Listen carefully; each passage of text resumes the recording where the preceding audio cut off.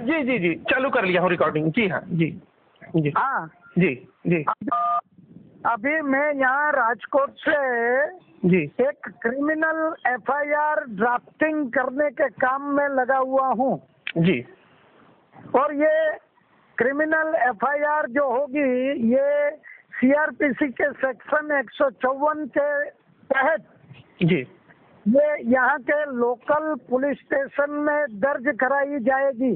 जी और ये organised crime के विषय में और ये इंडियन पिनल कोड 420 जी आईपीसी 420 और आईपीसी 505 के तहत होगी। जी और शायद इसमें 120 ए भी लगती है, इंडियन पिनल कोड की 120 ए।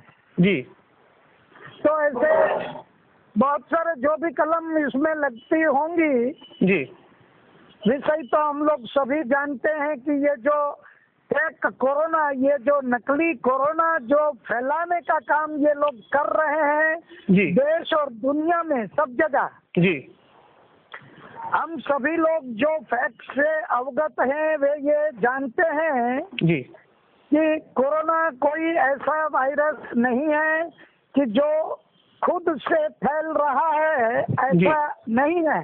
जी लेकिन सेंट्रलाइज्ड एडमिनिस्ट्रेटिव सिस्टम का दुरुपयोग करते हुए जी और सरकारी मशीनरी का दुरुपयोग करते हुए जी और मीडिया को भी पावर थ्रेट के द्वारा मीडिया को भी बिल्कुल डरा के रख करके उनको भी उस तरह से मतलब कि मार्गदर्शन देते हुए मीडिया को भी, जी और सारी सेलिब्रिटीज अमिताभ बच्चन जैसे लोग भी जो बराबर मास्क पहनने की और सोशल डिस्टेंस वगैरह की जो बराबर वकालत कर रहे हैं, जी एक प्रकार से हम लोगों की सोच के हिसाब से ये सारा जो ग्लोबल कॉन्स्पिरेसी है जी और न्यू वर्ल्ड ऑर्डर को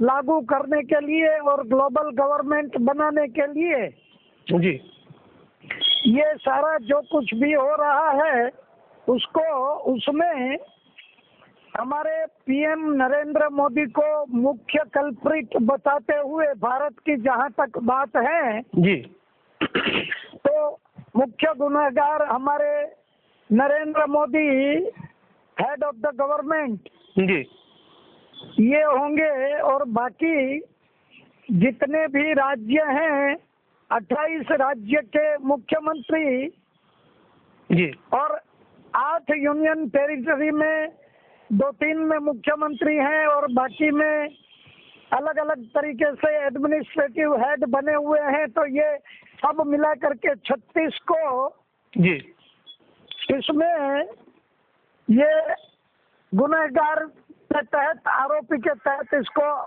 आरोपी के तौर पर जोड़ेंगे। और साथ में पूरे भारत में सब मिला करके 740 डिस्ट्रिक्ट हैं जी तो ये सभी जिलों के जो डिस्ट्रिक्ट कलेक्टर हैं जी उनको भी इसमें जोड़ा जाएगा। जी ये इसलिए जोड़ा जाएगा कि उन्होंने जो भी सरकारी मार्गदर्शन है जी उसको बिल्कुल आंख और दिमाग बंद करके जी इसको ये लोग बराबर फैलाए जा रहे हैं बिना सोचे, बिना समझे और बिना फैक्ट्स और स्टैटिस्टिक्स को चेक किए। जी कहीं भी ना तो ये मरण के आंकड़े देख रहे हैं जी ना ही कुछ भी देख रहे हैं। ये जो सरकारी वेबसाइट है जी जिसमें कि कंटिन्यूअसली अपडेट हो रहा है, ये कोविड रिपोर्ट अपडेट हो रहा है वहाँ पर पूरा का पूरा, जी तो उस हिसाब से कहीं भी ऐसी स्थिति पूरे देश में नहीं है कि कोई लॉकडाउन करना पड़े या कोई ऐसे रिस्ट्रिक्शंस लगाने पड़े। जी फिर भी ये लोग लगाए हैं, और इसके कारण से जो मानव संहार भी जो हुआ है, जी हम सभी जानते हैं कि शुरुआत के समय में करोड़ों लोगों को रोड पर पुलिस के द्वारा बहुत पीटा गया है। जी जी बिल्कुल बिल्कुल जी। हाँ, एक ये पीटा गया है, दूसरे बहुत सारे लोग जो हैं, मजदूर जो हैं, ये हजारों किलोमीटर चलने के लिए बाध्य हुए। ये जो पलायन हुए, मजदूरों की पलायन जो हुई जी और उस पलायन के दरमियान रेलवे ट्रैक पर जो लोग मारे गए, जी और बहुत सारे लोग शायद रास्ते में भी भूख या दूसरे कारण से भी मारे गए। जी जी जी हम सभी जानते हैं कि कोरोना तो बिल्कुल प्लांटेड है, फेक है, प्लान्ड है, जी कोई पैंडेमिक नहीं, ये प्लांडेमिक है। Plandemic, जी। इसलिए जितनी भी मौतें हुई हैं, जी जितनी भी मौतें इस वक्त बताई जा रही हैं, जी ये कोरोना के तहत नहीं, लेकिन डर के कारण, पैनिक के कारण, जबरदस्ती मास्क पहनने के कारण, और वहाँ पर अस्पतालों में जहाँ पर क्वारंटाइन रखा जाता है, वहाँ के माहौल के कारण, और गलत ट्रीटमेंट के कारण जी। जो लोग मारे गए हैं, जी इन सभी मौतों को जिनोसाइड के तहत गिनना होगा। जिनोसाइड मतलब कि मानव संहार। मानव संहार, जी जी जी जी हाँ, और इसके लिए हमारे पीएम को ही जवाबदार माना जा सकता है जी कि कहीं से WHO ने बता दिया कि भाई भागो दौड़ो आप, जो एक वायरस आ रहा है। तो इस तरह से WHO ने जो भी इंफॉर्मेशन दी, जी उसको बिना चेक किए हुए, जी और यहाँ एक सवाल ये भी उठता है कि ये WHO आखिर होता कौन है? जी जी जी ये हमारे देश को चलाने के लिए WHO की क्या उसकी वैधानिक शक्ति क्या है WHO की? जी जी जी जी उसके पास कौन सा ऐसा स्टैट्यूटरी पावर है WHO के पास कि जो ऐसे आरोग्य के विषय में जी वो हमारे देश को मार्गदर्शन देता फिरे, और उसका मार्गदर्शन हम ले करके हम पूरे देश को हम इतने ज्यादा जितना परेशान किया है, रोजगारी और सारी जो स्थिति बनी है जी तो इसको अभी बात यह है कि मैं यहाँ लगा हुआ हूँ इसको ड्राफ्टिंग करने, और बहुत सारे हमारे साथी जो हैं जी पूरे देश में, जो लोग अभी एक्टिविस्ट हैं, डॉक्टर्स हैं, और सत्याग्रह में, इस कोरोना सत्याग्रह में जितने भी लोग लगे हुए हैं, हमारे देशवासी, हमारे साथी, जी उन सभी से मेरा ये निवेदन है कि वे उनके पास जो भी संशोधन इस वक्त है उनके कब्जे में, जी चाहे वो PDF के फॉर्म में हो या वीडियो क्लिप्स हो या कोई अन्य फॉर्म में हो, कोई फिल्में हो, कुछ भी हो, जी उसको थोड़ा स्टडी करने के बाद उनको जो मुख्य रूप से जरूरी लगे, जी सारे विषयों में, उसमें बहुत सारे ये जो ग्लोबल कॉन्स्पिरेसी है, जी ये विषय भी हो सकता है, फिर वैक्सीन भी विषय हो सकता है, फिर 5G टावर भी विषय हो सकता है, जी और पिछले दिनों हमारे देश में जो नोटबंदी हुई वो भी विषय हो सकता है। जी PHFI का भी हो जाएगा। कौन सा? PHFI, public health foundation of India. हाँ, public health foundation of India है, और सारे जितने भी ये WHO, WTO, ये वर्ल्ड इकोनॉमिक फोरम बता दीजिए आप, और सारे जितने भी जिस किसी के पास जो भी मतलब एविडेंस बेस्ड इंफॉर्मेशन है, जी उस इंफॉर्मेशन को अगर मुझे भेजें जी तो मैं नामजद उसको, जिसने भी इंफॉर्मेशन भेजी होगी, जी उसके नाम के साथ उसके द्वारा भेजी गई इंफॉर्मेशन को भी मैं इस FIR के साथ जोड़ करके जी इस एफआईआर को इतनी पुख्ता बनाऊंगा मैं जी कि हो सकता है कि इसमें 2-4-5-6 हजार पेजेस भी जोड़ दिए जाएं इस जी। एफआईआर के साथ। जी जी बिल्कुल बिल्कुल जी। हाँ, तो इस तरह से ये करने जा रहा हूँ जिसको भले आज से मैं ऐसा सोचता हूँ कि शायद भले आगे और 1-आध महीना भी लगे इसको तैयार करने में। जी ऐसे प्राइमरी जो एफआईआर का फॉर्म है, एफआईआर का जो प्रिलिमिनरी जो ड्राफ्टिंग है जी वो तो थोड़ा बहुत मैंने कर लिया है। जी ये कौन इसमें शिकायतकर्ता कौन होंगे और दोषी कौन होंगे जी जी और क्या क्या मुख्य विषय होंगे, किन कारणों से हम ये करेंगे, एफआईआर कर रहे हैं किन किन कारणों से, जी उन कारणों का शॉर्ट डिस्क्रिप्शन भी मैं दिया हूँ। और जी। उसके बाद उन सभी कारणों से जो भी क्राइम हुआ है जी उनमें अलग अलग कौन कौन सी धाराएं लग सकती हैं, जी यह भी मैं कुछ न कुछ दिया हूँ।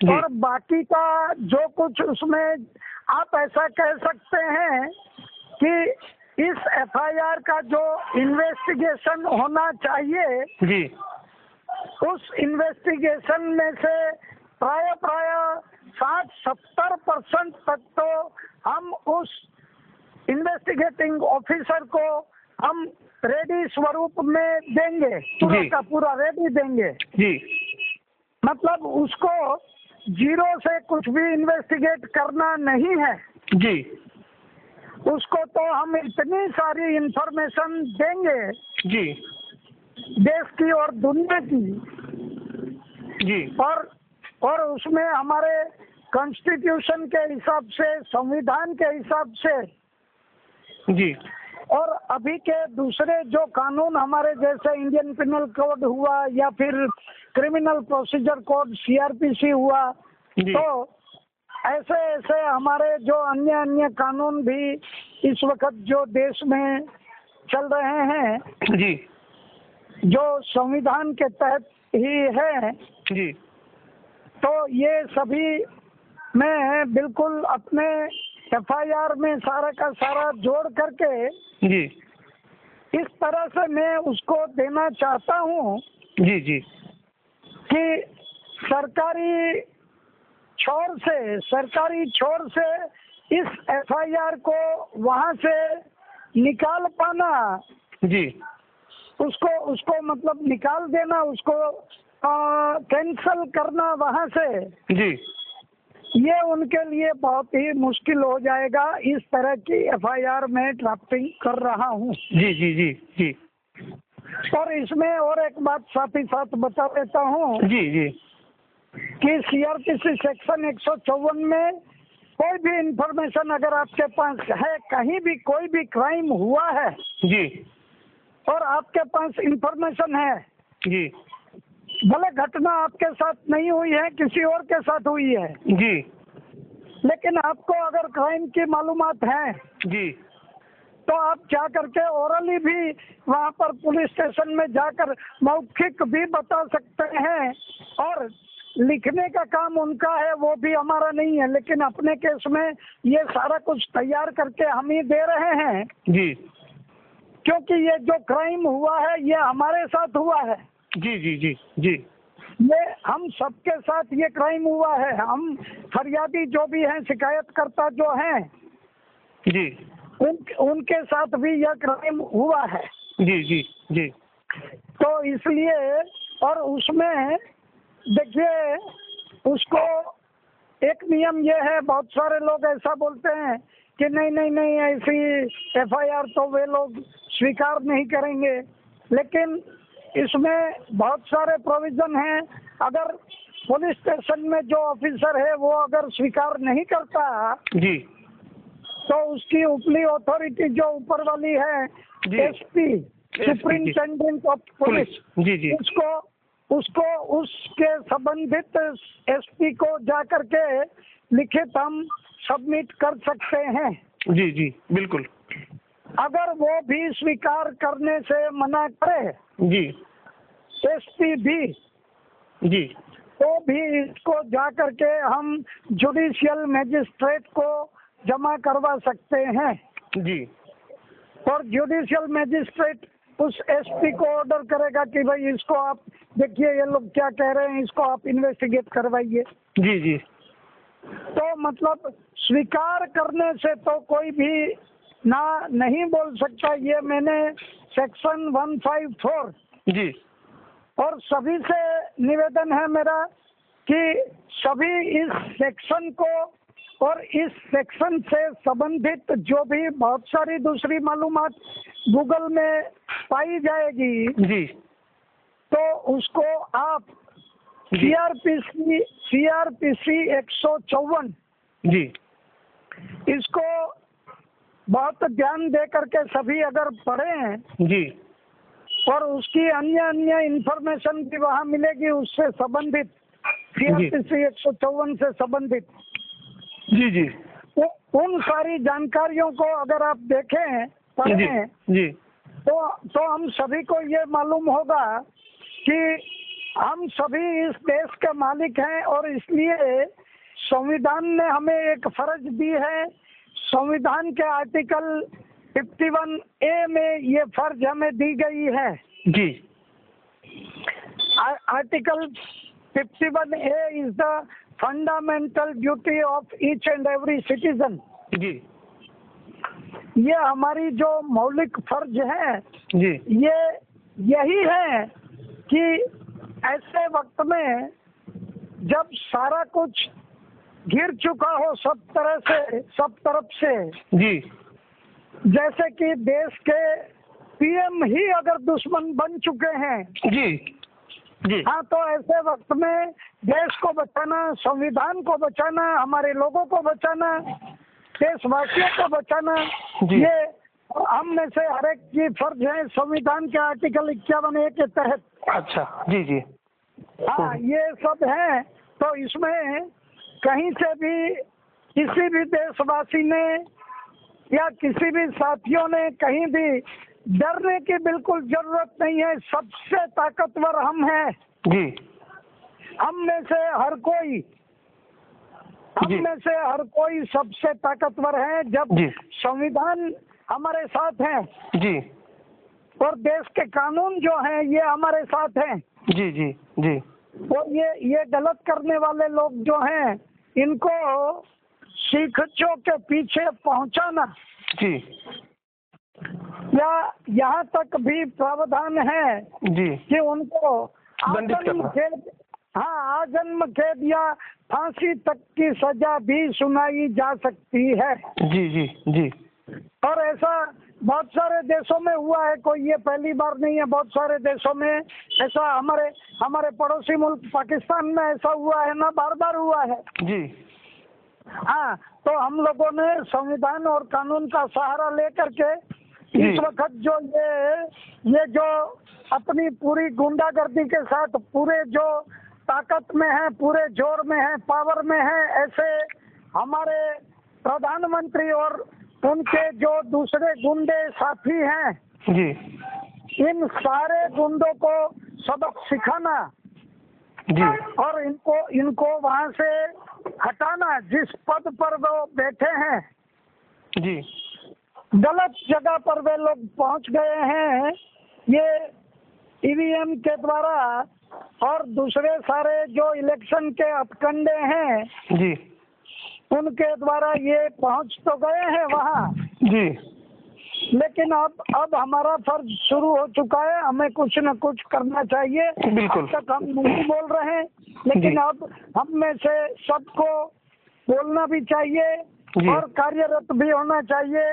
जी और इस चीज को बस यहाँ खत्म करते हुए अंत में मैं एक बार फिर सबसे निवेदन करूंगा जी कि आप मुझे सिर्फ और सिर्फ एविडेंस बेस्ड इंफॉर्मेशन आप सप्लाई करें। जी मेरा फोन नंबर एक बार मैं यहाँ बता देता हूँ। जी सीधे मुझसे कोई भी देशवासी बात करे, अगर उनके पास कुछ भी है तो सीधे मुझसे बात करें और कैसे वे पहुंचाएंगे, जी। ये भी मैं उनको बता दूंगा। मेरा ये फोन नंबर जो है जी। वही मेरा व्हाट्सएप नंबर भी है। अच्छा मैं जी। अपना फोन नंबर बता करके ये बात यहाँ समाप्त करूंगा। जी। मेरा फोन नंबर खास करके ध्यान दें सब। ये रिकॉर्डिंग हो रहा है तो इस रिकॉर्डिंग में मेरा नंबर आप सब थोड़ा तक आप अपना पहुंचेगा। अपना नाम वगैरह भी बता देंगे, जगह का नाम और सब। जी। हाँ, मेरा नाम अशोक भाई पटेल है। मैं गुजरात के राजकोट शहर से बोल रहा हूँ और मेरा फोन नंबर है 9428275550। जी। जी। जी। हाँ, तो ये मेरा फोन नंबर है। जी। तो निसंकोच मुझसे संपर्क करें। जी। और सभी से अंत में इतना कहना चाहूंगा, ये मेरा मैसेज है कि हम में से कोई भी बिल्कुल भी न डरें। जी। डरने का तो बिल्कुल ही छोड़ दें। जी। हम इस देश के ही नहीं, इस दुनिया के भी हम मालिक हैं। जी। तो ये सारा कुछ, सारी दुनिया में जो कुछ भी चल रहा है, जी। ये कुछ भी ज्यादा दिनों तक हम चला नहीं सकते। हम मालिक हैं इस देश के और इस दुनिया के। जी। हाँ, बस तो डरना छोड़े और जी। बस उठ खड़े होइए और कुछ नहीं। तो पहला एविडेंस तो मैं दे रहा हूँ, जो है कि जो लॉकडाउन हुआ था तो हाँ जी। मैंने जो है अपने आंखों से मजदूरों को आते हुए देखा था। बॉम्बे और चेन्नई से हमारे छत्तीसगढ़ में आए हैं मजदूर, और मेरे से जो बन पड़ा मैंने उनकी मदद भी की है। उनका कष्ट मैंने अपनी आंखों से देखा है। हाँ, तो उसके आपके पास कुछ फोटो या वीडियो क्लिप वगैरह कुछ होंगे ना? जी। तो हाँ, मैं असल उस समय सेवा के भाव से था। मैं बोला कि फोटो वीडियो क्लिप लेने की बजाय मेरे को जो करना है सो करूं।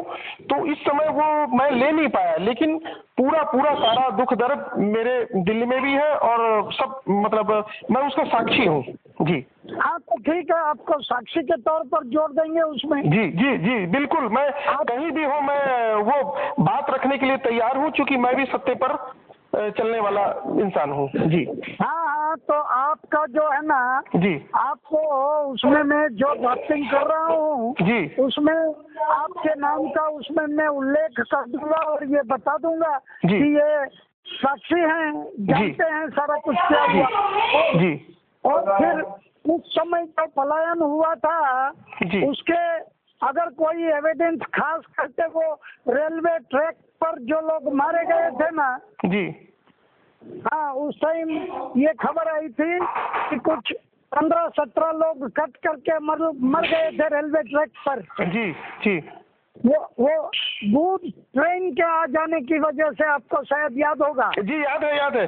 वो ट्रेनें बंद थी तो वो लोग जो है थक के वहाँ आराम करने लगे और गुड्स ट्रेन आ गई तो वो खत्म हो गई। जी। जी याद है अच्छे से। जी। हाँ, तो उसका अगर कहीं से कोई उस समय का कोई वीडियो क्लिप या नहीं, वो ढूंढेंगे हम लोग। जी। जी। हाँ, जी। वो जो भी सुन रहे हैं वे खास करके इस बात को देखें। जी। और ऐसा कोई भी मौत, ऐसी कोई सुसाइड भी अगर कहीं हुई है ना बेरोजगारी की वजह से, जी। कई लोगों ने आपघात कर लिया होगा, जी। सुसाइड हुए होंगे। जी। हाँ, तो ये सारे सुसाइड जो हुए हैं इस कारण से जी। कि कोरोना के इस पैनिक की वजह से अगर किसी ने सुसाइड कर लिया कोई ऐसी स्थिति में। जी। हाँ, तो ये भी इसमें एविडेंस के तहत ये भी मानव संहार ही गिना जाएगा। जी। जी। जी बिल्कुल बिल्कुल। जी।